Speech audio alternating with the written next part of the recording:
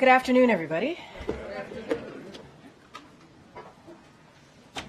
So I want to begin by sharing some news on how President Biden is fighting for working families and lowering costs by taking on corporate ripoffs. Ahead of his State of the Union address, the president is convening his Competition Council this afternoon to announce new actions to crack down on hidden junk fees and promote competition. President Biden is establishing a new strike force, co-chaired by the Justice Department and Federal Trade Commission, to crack down on illegal pricing. The Consumer Financial Protection Bureau is slashing credit card late fees from an average of $32 down to $8. This will save consumers $10 billion a year, an average savings of $220 for the 45 million people who are charged late fees each year. The Department of Agriculture is finalizing a rule to protect small farmers and ranchers. The Federal Communications Commission is circulating a proposed rule that would ban bulk billing. Helping lower internet costs and increase choices, our administration's action to ban hidden junk fees will save Americans more than $20 billion a year. The president will make clear in his State of the Union that he will continue fighting to lower costs for families. I have some news we'd like to share with all of you. On March 15th, President Joe Biden will host Taoiseach Lee Varadkar of Ireland for a bilateral meeting, followed by a St. Patrick's Day celebration at the White House on March 17th, continuing a long-standing St. Patrick's Day tradition. The leaders will reaffirm the close and enduring partnership between the United States and Ireland and the extraordinary bonds between our people. They will discuss our country's shared commitment to continue supporting Ukraine in the face of Russia's brutal aggression, as well as our cooperation on a range of other global issues. They will reaffirm their steadfast support for the Belfast Good Friday Agreement, as we welcome the recent restoration of Northern Ireland's executive and assembly. Vice President Kamala Harris and the Second Gentleman Douglas Emhoff will also host the Taoiseach and Mr. Matthew Barrett for breakfast at the Naval Observatory on March 15th. And as you can see, when I walked out, 3 of our amazing Wranglers came out with me. And so before we get started with the briefing, I have a couple of things that I want to say. So, they're moving up in the world. They're going to stay in the family, but still moving up, and it's so well-deserved of all 3 into new roles, obviously. Allison Bayless has been by my side since day 1 and a rock star Wrangler. I'm going to get emotional. For the last 2 years, is moving over to the campaign. There is no one who works harder or more hours on our team than Allison. As you can all attest by the hours of the day that she responds to your emails, she accomplishes everything with diligence and composure, and she always has a bright sunshine spirit. Even when I'm in my dark spaces, as we tend to joke around, and she has an incredible sense of humor and a wit that is unmatched.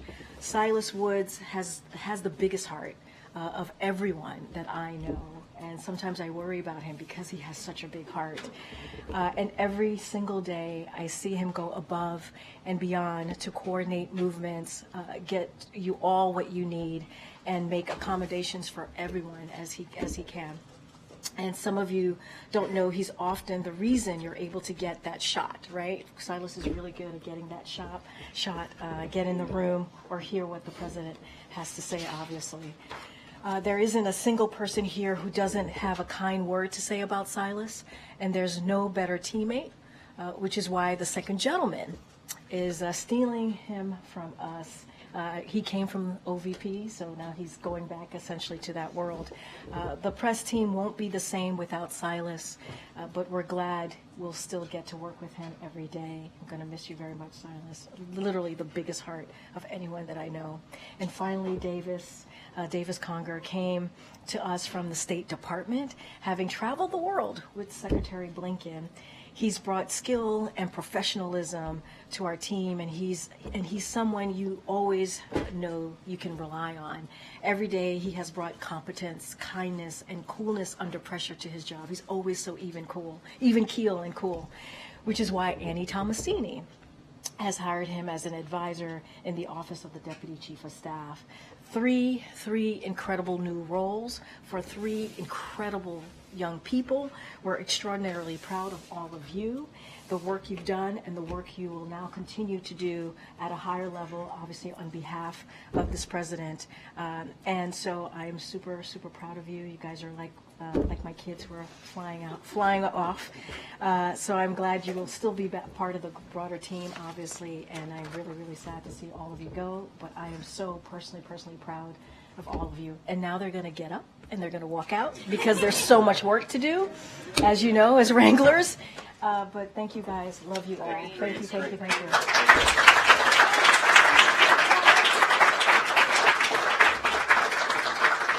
All right. With that, Admiral John Kirby is here to give an update on the Middle East. And Admiral, the floor is yours. Good afternoon, everybody. This morning, I think you all are tracking, the Department of Defense conducted another airdrop of humanitarian assistance into Gaza. 3 U.S. C-130s dropped 60 bundles with a total of more than 36,000 meals ready to eat. We were joined in this endeavor by several Jordanian aircraft as well. As President Biden has said, this will be a part of a sustained effort with our international partners to scale up the amount of life-saving aid that we're getting into Gaza. And as I said last week, we're exploring other channels to get aid into Gaza, including a maritime route. To that end, we're looking at both military and commercial options to move assistance by sea. There's still an awful lot of work that's being done on this to flesh it out. Of course, we're also going to continue to urge Israel to facilitate more trucks and more routes, opening up more crossings so that more aid can get into people in need and increase that flow. And with that, take some questions. Thanks, John. With that number on the 36,000 meals, was that just the U.S. contribution to that, or was that also the Jordanian contribution to that? That was just the U.S. The Jordanians flew, I believe it was 4 aircraft, and I can get you the exact number of how much they dropped, but it was food that they dropped too. And then in terms of the scale of that, I mean, that's a drop in the bucket of what the need is in Gaza right now. When you talk about the maritime corridor planning as well, I mean, this war's been going on for 5 months now. Why isn't the U.S. and its allies further along in the planning stages for a maritime corridor or other operations like an airdrop with more equipment, more resources, more personnel on standby? Should from the moment the president gave the go-ahead, I mean, shouldn't there have been more contingency planning to get more aid in much faster? We've been working on the humanitarian assistance front since the beginning, as you said, many months ago. And quite frankly, the best and most efficient way to get aid in to people in a confined space like that in a very urban environment is on the ground. I mean, yes, you can move more volume in ships, whether they're military or commercial ships, but eventually that stuff has to get ashore, then has to get loaded onto vehicles and then trucked in, right? So the trucks are the best way to do that, and that's why we've been working so hard to try to increase the flow. And during the week-long pause that we had before, we were able to get it up to 200 trucks a day. It was through President Biden's urging that we got the Rafah crossing open to aid. It was at his urging that we got Kerem Shalom open, but it just the flow just hasn't been enough to meet the need. And as the war has progressed, the need has gotten obviously much more dire. So it's not like even though we're just now talking about airdrops, it's not like the idea of airdrops just happened, just dropped out of the sky. It's been something we've been talking about for quite some time, in the maritime route as well. The maritime route, yes, it can move more volume at sea, but it also is going to require a heavier logistics lift and some infrastructure ashore, and very much going to need the support of allies and partners. And so those discussions are ongoing. And then does the president have any plans to meet with Benny Gantz before he leaves Washington this evening? No. Thank you for answering that one. So we can go and move on from No, there. a few others here. The president this morning signaled that he's concerned about violence in Jerusalem and in the region in the coming days. Is there something specific he's been told to anticipate? I won't speak to specific intelligence one way or the other, Ed. I mean, obviously this is something we're always mindful of, particularly given what's gone on between Israel and Hamas. But I don't think I'm going to elaborate on that. Just to backtrack on something from last week, I don't think you've been asked about this, at least on camera, but when he was in New York and suggested he had reason to believe there'd be a ceasefire by Monday, and that hasn't happened. Why did he think that at the time? He was referring to updates and briefings that he'd been getting from the national security team about the progress of negotiations. Obviously, we all wish that had happened.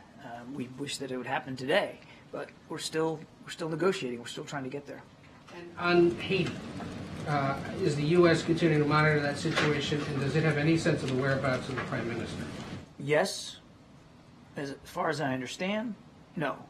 I'll let the Prime Minister speak to his travel, but I'm not aware that we have any keen sense of what his whereabouts are. Thanks. Just following up on Haiti, you've called on Americans to evacuate. How should they do that when the airport is under attack? Again, I'd refer you to the State Department. They're the ones that issued that advisory. Not a safe time for Americans to be in Haiti right now. There are other ways to leave. Again, let the State Department do that. They're in touch with or are making themselves available to Americans who are there and want to get that information. You said yesterday that you're working to expedite this multinational force led by Kenya to deploy to Haiti as soon as possible. They've said that they're ready to deploy within 72 hours. The holdup is funding, in part U.S. funding that was pledged by the administration that's being held up, as we understand it, by Republicans in Congress. How urgent are those conversations, and how are you going to expedite it if you've got this key holdup? Yeah, I'm not sure that simplistic explanation is exactly accurate. That is the only thing holding this up. But let's put that aside.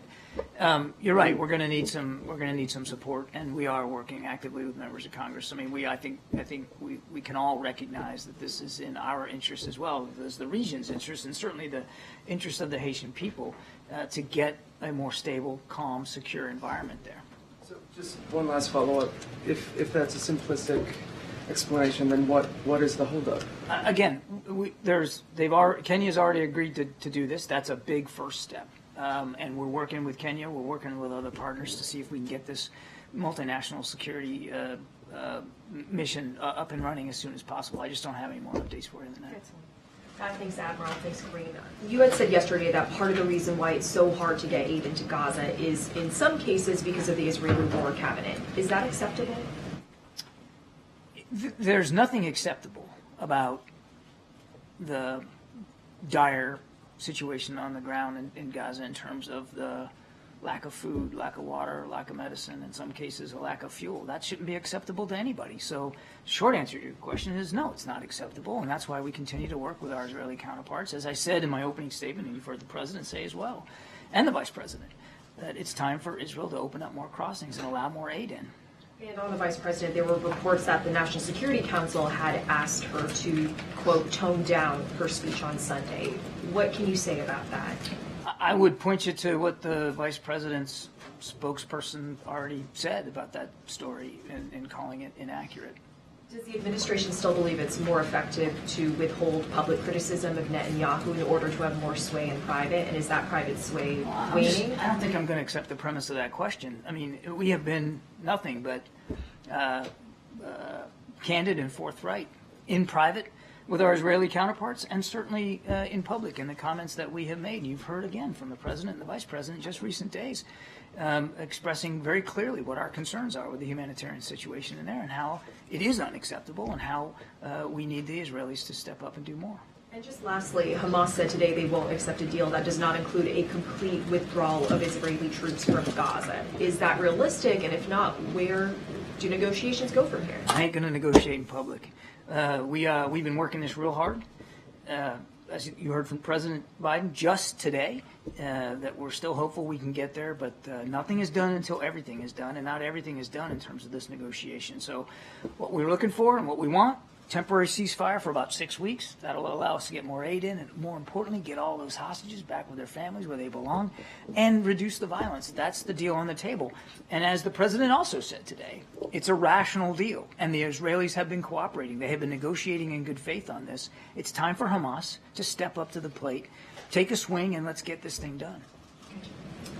The Hamas is saying that they have now extended a deal that Israel has not responded to. Israel is saying that Hamas has to accept deal that you've been referencing with regard to hostages.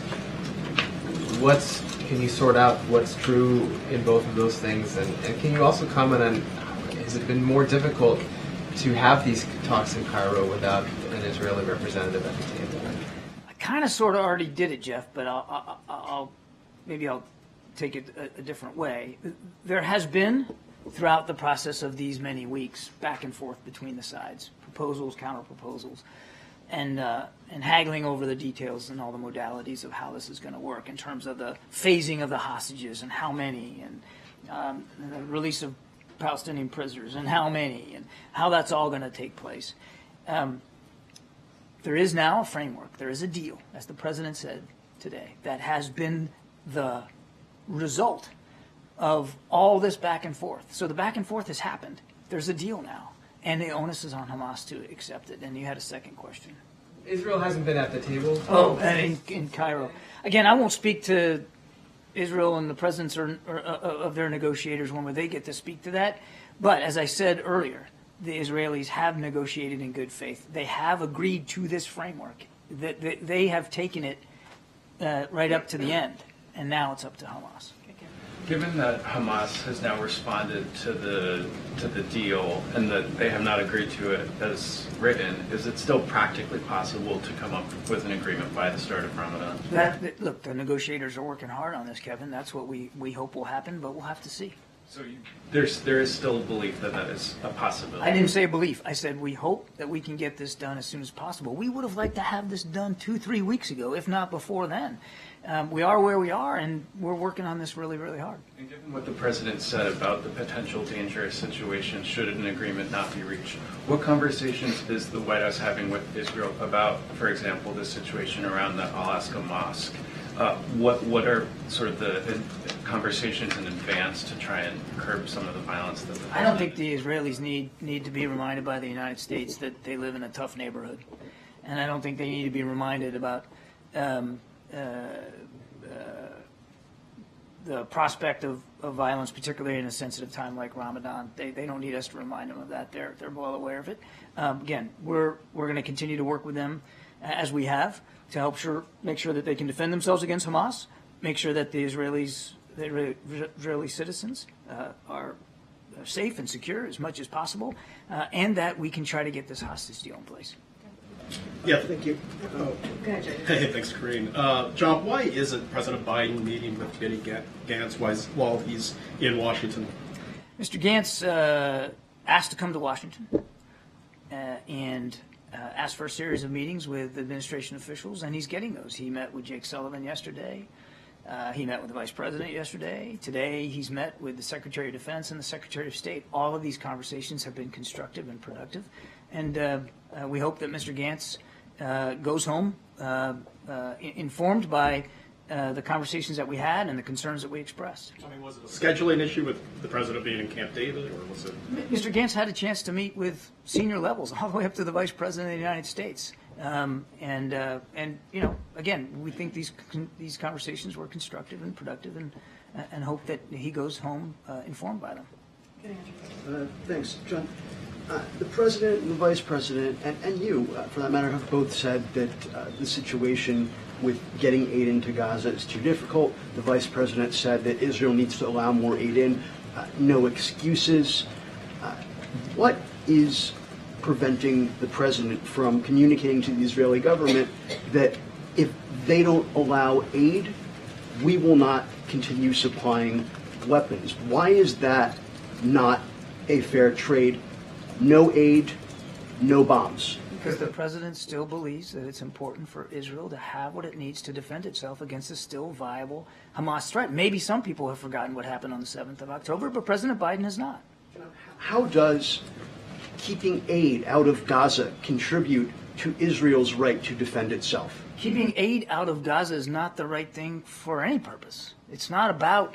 It's just not acceptable on the face of it, as I told Selena. And that's why we're working more than any other country, by the way, to increase the flow. I mean, it is U.S. aircraft that are dropping this food out of the sky in the last couple of days. Yes, but you keep saying, and you said yesterday, the holdup, that the problem is the lack of capacity being delivered on the ground. and that's the Israelis and to some extent the Egyptians, but mostly the Israelis. How is that? And you said it's not acceptable earlier. You're looking at this as a zero-sum game. Like, yes, you are, sir. It's, well, if they're not doing what you want, then cut off the aid so they can't defend themselves. That's not the way we're going to do this. It's not the way we have done this. They have a right to defend themselves. They need the capabilities. Let me finish. They need the capabilities to do that. There's aid that's desperately in need. And you know what? We can do that too. We can do both. Both are important, and both are going to be pursued by this administration. I know you don't approve of necessarily the policy choices that we've made, but and I'm answering them. We can do both. We can influence our Israeli counterparts to do more, to be more careful, to let more aid in, and we can continue to work to get that aid in ourselves. One more follow-up then. Israel, according to Israeli media, the Israeli Defense Forces and industrial base are ramping up or preparing to ramp up domestic production of weapons that are currently U.S. supplied, including dumb bombs, firearms, that sort of thing, to be commenced next year, 2025. Is the president concerned that this would lower U.S. leverage, and is there a window that's closing during which the U.S. has the leverage and influence to get the Israeli government to do certain things with respect to human rights, for instance, allowing more aid into Gaza? The president's concerned, as I said, about Israel being able to defend itself against a still viable threat. We'll let the Israelis speak to their defense industrial base plans and intentions. They're a sovereign country.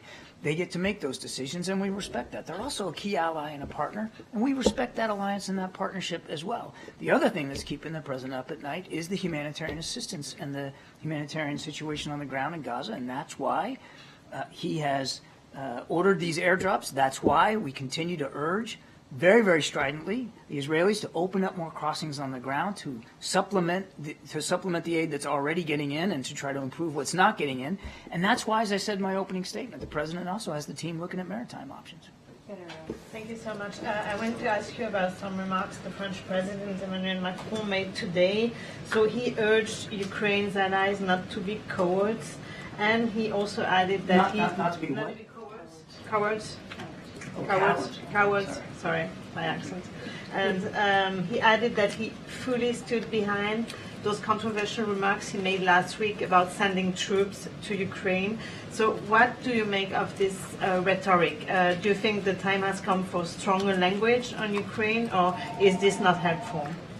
I'm not going to parse President Macron's words. I mean, he certainly has every right and ability to speak for himself and his views. All I can do is speak for President Biden, Commander-in-Chief, and the President has been clear. We have been extraordinarily strong in leading international efforts to support Ukraine for the last 2 years. We need Congress to help right now pass that supplemental so we can continue that strong leadership and support a coalition of more than 50 nations that the United States put together to support Ukraine. He's also been very clear since the very beginning of this war. There's not going to be U.S. troops on the ground fighting inside Ukraine. And you know what? President Zelensky isn't asking for that. He's just asking for the tools and capabilities. He's never asked for foreign troops to fight for his country. He and his troops want to do that, but they need the tools, and that's what we need to help with. We're bumping up against the president's. Sorry. Thank you, Karine. I have questions on the Indonesian election, but just to finish up on Gaza, is the Gantz meeting with the VP and also with Jake a signal that the administration is looking forward to a future Israeli government without Netanyahu? No. And maybe this one is for Karine. Will the president use any part of his State of the Union address to acknowledge the anger of American Arabs and Muslims and progressive Democrats and explain to them why he's not imposing conditionalities on Israel? I'm going to go around and I'll get to that question. Let me just get to a couple more people. Okay, great. And so just on the Indonesian election, China, the United Kingdom, Australia, and several other countries have congratulated Indonesia's President-elect Prabowo Subianto on his apparent victory. Is there a reason why the administration is waiting? We congratulate the Indonesian people on a successful election. The President looks forward to early engagement with the new administration and to strengthening our cooperation under what is already a strategic partnership. We're obviously closely following the ongoing vote count, and we understand that Minister Subianto has a significant lead.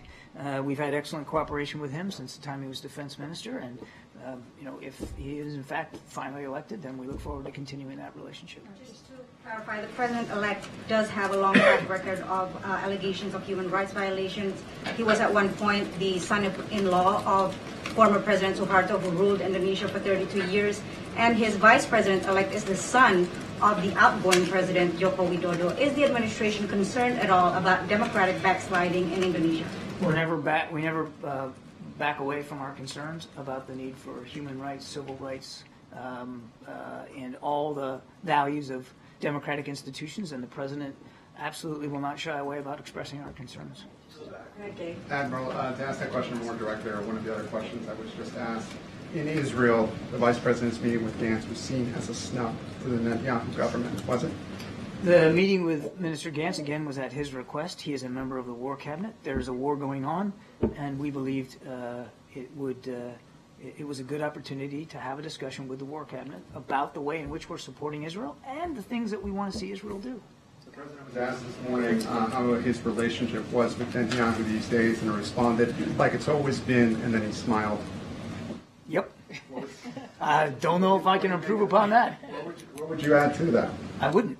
One question I still like my job.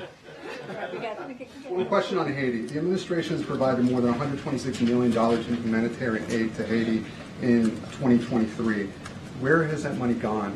Has it been effective? I can get you, Gabe. We can get you a rundown of exactly how those funds were allocated. But we're proud of the humanitarian assistance that we have and will continue to provide Haiti. But right now, the focus has got to be on getting that multinational security element in there to help create the conditions where the people of Haiti can live free and in security, so that humanitarian assistance can get there more freely and get to the people that need it. Last question. Thanks, Karine. Thanks, Admiral. Following up on Aurelia's question, there's been some pushback on Macron's comments from the Germans and also from the Swedes as well. Is the US worried that Ukraine's allies are starting to splinter? No, there's been tremendous international support and unity for Ukraine. As you know, we met with the Prime Minister of Italy just last week. They've been strong. There's incredible unity. Everybody shares the same concerns that we do about just letting Putin take Ukraine and what that means for their safety and security and for the security of the NATO alliance. No, we're not concerned about that. That the stalling of this US aid is putting more pressure on European allies and causing fractures at all in that sense. We're worried that the delay on the national security supplemental and the assistance coming from the United States is going to have a actually already is having a detrimental effect for Ukrainian soldiers on the battlefield. That's the main concern. And the time is way past now to get them the tools that they need to defend themselves. Their defensive lines are starting to shift now, going in the wrong direction, because the Russians continue to push west out of the Donbass.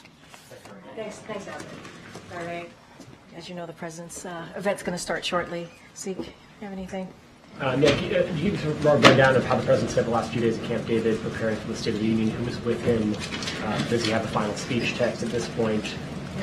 So, as you know, the president has been working on, as you just stated in your question to me, the State of the Union address for the past several days. I'm not going to get into any specifics as to who is with him. It's going to be a moment that's incredibly important to him. Obviously, he's going to be not just addressing Congress, but also millions of Americans who are going to be tuning in, and he's looking forward to that, to talking about the accomplishments that he's made the last 3 years, and also the vision that he has for this country, obviously for the American people. I'm just not going to get into any specifics or details. We'll have certainly more to share with you all tomorrow as we get closer. The State of the Union address is incredibly important. He's going to be working on it, I believe, until the very last minute. So he gets it just right, because it's going to be an important moment.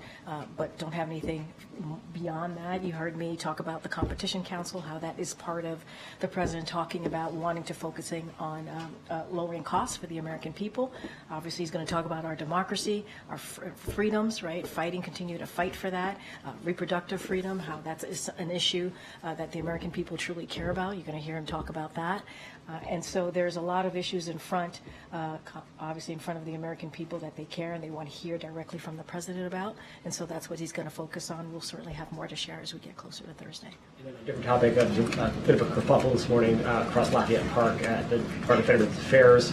regarding an effort to ban the display of that iconic Times Square kiss photo on VJA at the end of World War II.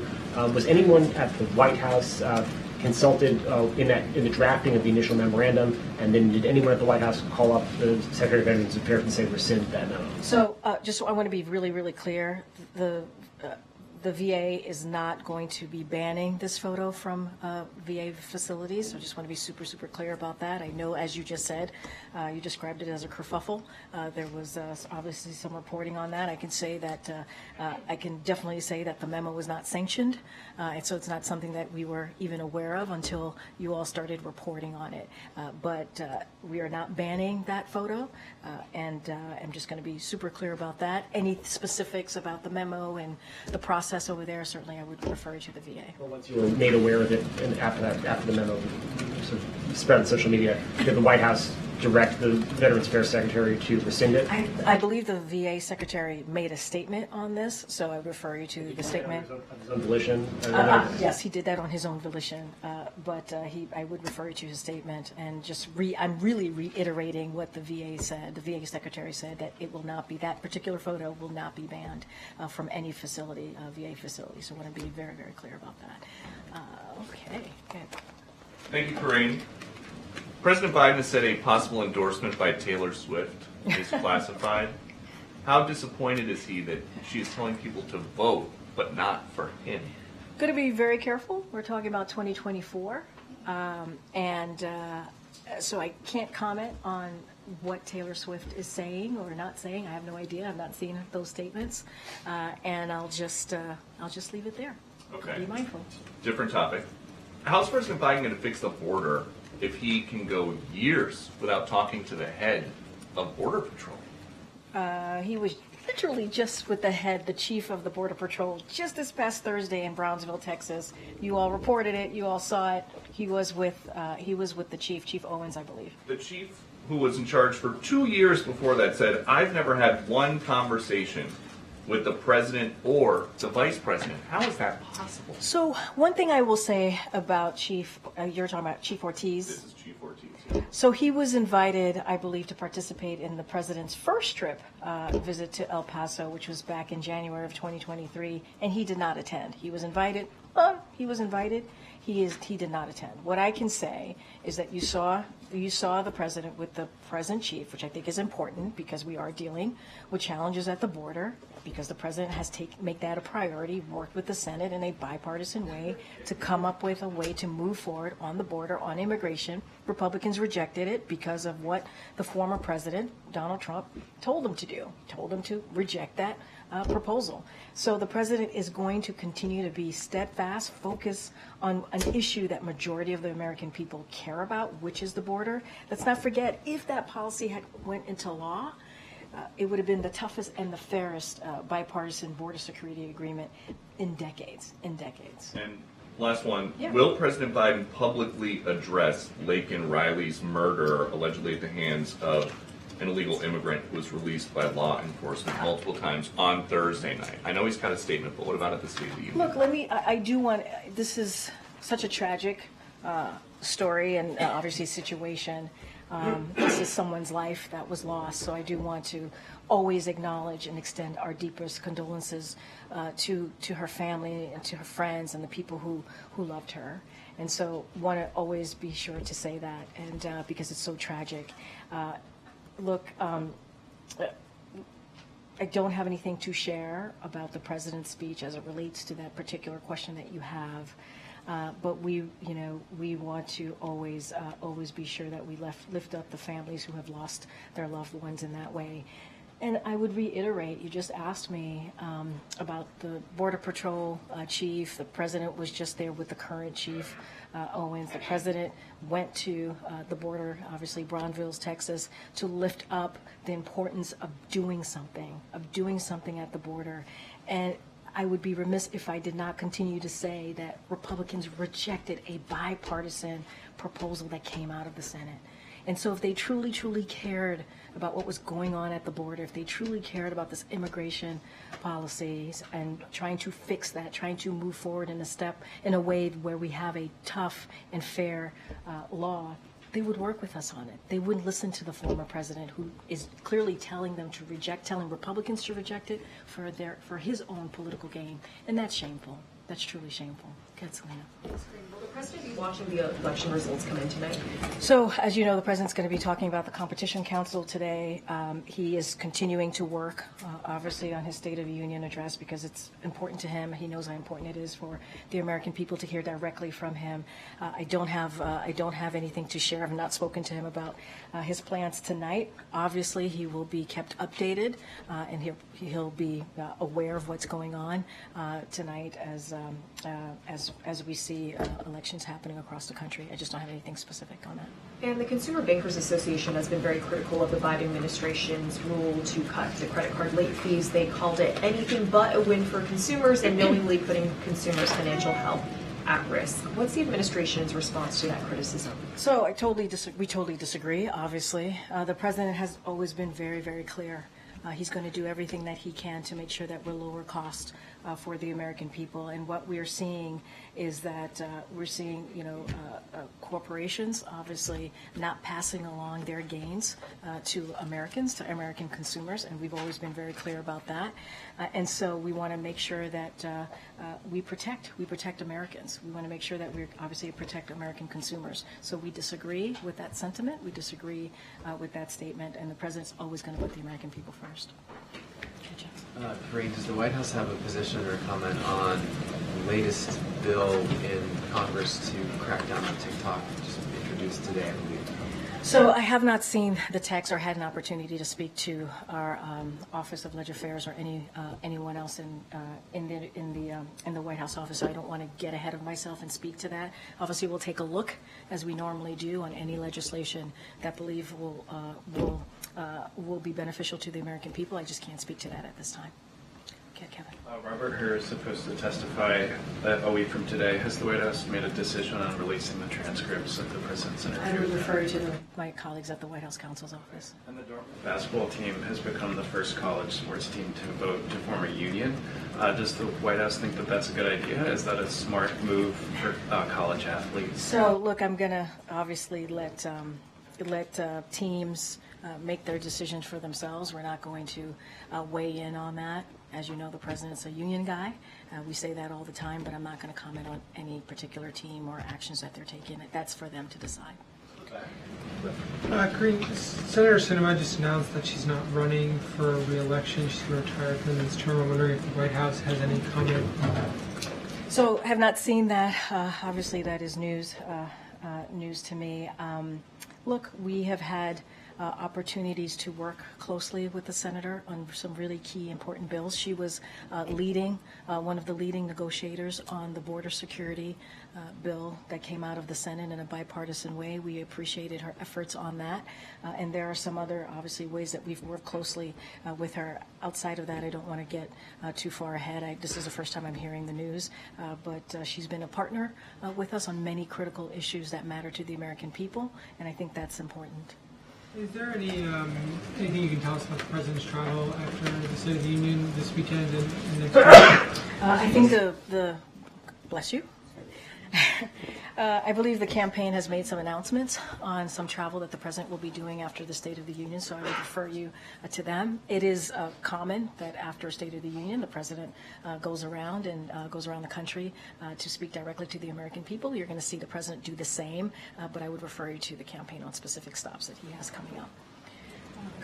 I just wanted to ask about the Meta breakdown this morning, hundreds of thousands of users. Do you have any more information on that and whether it's connected to a cyber attack? So obviously we all are aware of what happened for the last couple of hours, the incident, and so don't have anything at this time. We are not aware of any specific malicious cyber activity, so I can say that, or any specific nexus as it relates to today's election. But we would have to refer you to the individual social platforms, obviously, for any more information on that. Quick separate one. On the minibus spending agreement in Congress right now, it would divert about $45 million in fees from the Justice Department's antitrust division. So I'm just wondering, given the administration's take on antitrust, is this a concern that that money would be going away? So look, as it relates more broadly, well, I'll say this. The president obviously strongly supports funding for antitrust enforcement, which is critical to promoting competition and lowering costs for consumers. This is a bit more complicated, so I just want to break this down a little bit. The antitrust funding proposed in the funding bill is a 4% increase over the last year and a 26% increase since 2021. Because of the Fiscal Responsibility Act, every agency is subject to budget caps, so preventing us from fully funding programs the way we want to. These full year bills represent a compromise. Obviously, this is what has come together with these 6 different bills. So no one got everything they wanted, obviously. That's what a compromise is. But they fund the government, prevent a damaging shutdown, and protect our progress. And that's what happens when you come forward with a compromise, a bipartisan compromise. Okay. Is President aware or have any concern about the number of Super Tuesday states that have campaigns for uncommitted votes, ceasefire write-ins, essentially a vote against the president because of his stance on the war in Gaza? So look, I'm going to be super mindful. These are obviously people are voting right now, and I cannot speak to any upcoming election or as voting is happening. So I'm going to be super careful about that. But what I will say is what I said last time when I was asked about Michigan specifically. The president thinks it's important for Americans to voice their opinions, to have their voices heard. He thinks that's incredibly important. We understand how painful this moment is for many Americans, for many communities. Obviously, the Arab and the Arab community, the Muslim community, more specifically, and so we get that. But I just want to be super careful and not speak to upcoming election, upcoming voting that's happening right now. To be more specific, I know you had a similar question. Also, the message that the president will be saying during his State of the Union, and then I think you mentioned to my colleague that he will be taking this message around the country after the address. Is Michigan one of those destinations? So I'm not going to get into the states. I know that the campaign announced a couple of states already that he's going to be going to right after Thursday. So you could expect the president to be visiting multiple states across the country the next, obviously, couple of months. I'm not going to get into that. I would refer you to the campaign specifically on the most upcoming states, the announcements that they've made. And I just kind of laid out, what the president has been very clear about, the understanding of how people should have the right to voice their opinion, to voice their concern, to voice their pain. And that's what the president is going to consistently do. He's a president for all Americans, obviously. As it relates to the State of the Union, I'm just not going to get ahead of any specifics on what he's going to say as it relates to that question. Okay. Thanks, Karine. So Cookie Monster posted on X that shrinkflation is making his cookies smaller. The White House official Twitter or X responded that blaming shrinkflation basically on companies. So does the president again believe that shrinkflation and inflation are solely a company problem, or do his policies play any role in that?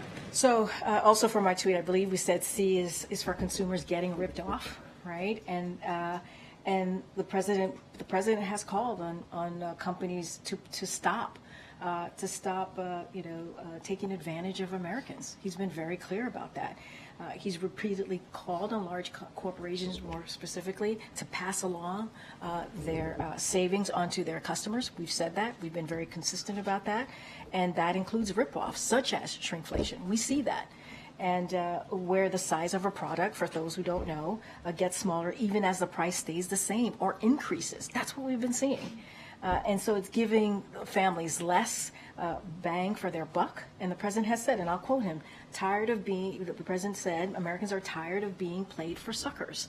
And so the president's going to have the American people's back. That's what he's going to continue to do. He's going to talk about this, not just shrinkflation, but other ways that he sees corporations are ripping off Americans. You're going to hear from him shortly about what he's doing next to deal with junk fees. And I think that's really important. That's what Americans want to see. They want to see their president fight fighting on their behalf. And out of that competition council, the president is announcing that strike force.